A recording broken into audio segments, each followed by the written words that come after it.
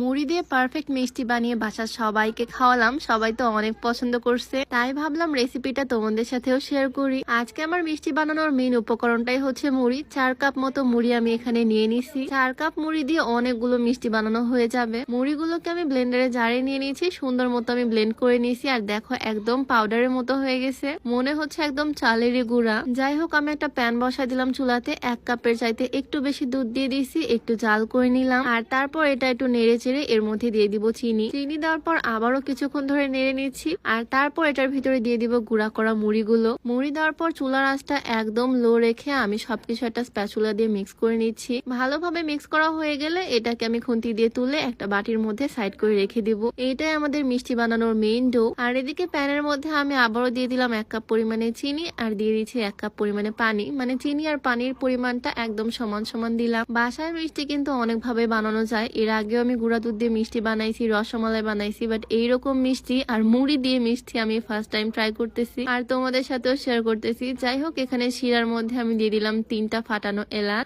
আমার এই শিরাটা বানানো হয়ে গেলে এটাকে ঢাকা দিয়ে এক সাইডে রেখে দিব রেস্টে। আর এইবার শুরু আমাদের মিষ্টি বানানোর মেইন প্রসেস। এই মুড়ি যে মিশ্রণটা আমি রাখছিলাম, এই মুড়ি মিশ্রণটা এখন তৈরি করে নিব। 2টা ডিম দিব এটার ভিতরে। আমি 4 কাপ মুড়ির জন্য 2টা ডিম ইউজ করতেছি, তোমাদের ইচ্ছা মতো ডিমটা দিবা। আমি 10 টাকার গুঁড়া দুধগুলো কিনছি, 4 প্যাকেট এখানে ইউজ করছি, আরেক প্যাকেট নিজেই খেয়ে ফেলছি। আর এটার মধ্যে আমি দিয়েছি সামান্য পরিমাণে বেকিং পাউডার। তারপর সবকিছু ভালোভাবে হাত দিয়ে মিক্স করে নিচ্ছি। এই মিশ্রণটা দিয়ে কিন্তু মিষ্টিগুলো তৈরি হবে। সুন্দরভাবে হাত দিয়ে ডলে ডলে মাখিয়ে নিচ্ছি। আর এর মধ্যে দিয়ে দিলাম সামান্য পরিমাণে ঘি। সবকিছু একসাথে ডলে ডলে মিক্স করার পর এইটা এরকম আঠালো হয়ে যাবে। হাতে আমি ঘি মাখিয়ে নিয়েছি। এখন অল্প অল্প করে এই ডোগুলো নিব আর একটু একটু করে গোল গোল করে মিষ্টি শেপ করে নিব। মিষ্টিগুলো আমি লম্বা লম্বা করে শেপ করে নিছি। গোল গোল করে নিলে ফেটে যাওয়ার সম্ভাবনা থাকে ভাজার সময়। যদিও আমার লম্বাগুলোর মাঝখানে অনেকগুলোই গোল গোল হয়ে গেছে, এগুলো হয়তো ফেটে যাবে হালকা করে, কোনো বিষয় না, টেস্টটা ঠিক থাকলেই হবে। যাই হোক, আমি এখানে আরেকটা প্যান বসাই দিছি, অনেকটা পরিমাণে তেল দিয়ে দিলাম। আর এর মধ্যে আমি দিয়ে দিচ্ছি মিষ্টিগুলো। তেল গরম না হতে আমি মিষ্টিগুলো ছেড়ে দিছি। এখন আস্তে আস্তে তেলটাও গরম হবে আর মিষ্টিগুলো ভাজা শুরু হয়ে যাবে।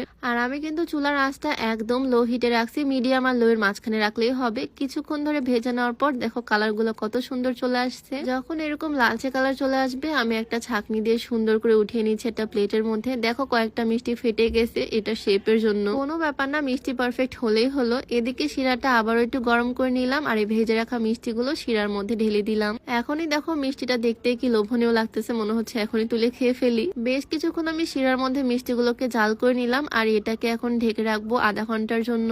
আধা ঘন্টা অপেক্ষা করার পর ঢাকনা খুলতে দেখি মিষ্টিগুলোর অবস্থা এইরকম। দেখতে কিন্তু দারুণ হয়েছে, বাট আমি জালটা বেশি করছি, তার কারণে শিরাটা একদম কমে গেছে। তোমরা চাইলে শিরাটা আর একটু বেশি রাখতে পারো। বাট মিষ্টিগুলোর স্বাদে কিন্তু কোনো কমতি নাই, স্বাদ আমার দারুণ লাগছে আর সবাই অনেক পছন্দ করছে আমাদের বাসার। তো মুড়ি দিয়ে ঝটপট এই টেস্টি টেস্টি মিষ্টিগুলো আমি আজকে বানিয়ে ফেললাম, চাইলে তোমরাও ট্রাই করে দেখতে পারো। তো আজকের ভিডিও ছিল এই পর্যন্তই, দেখা হচ্ছে নতুন কোনো ভিডিওতে। আল্লাহ হাফিজ।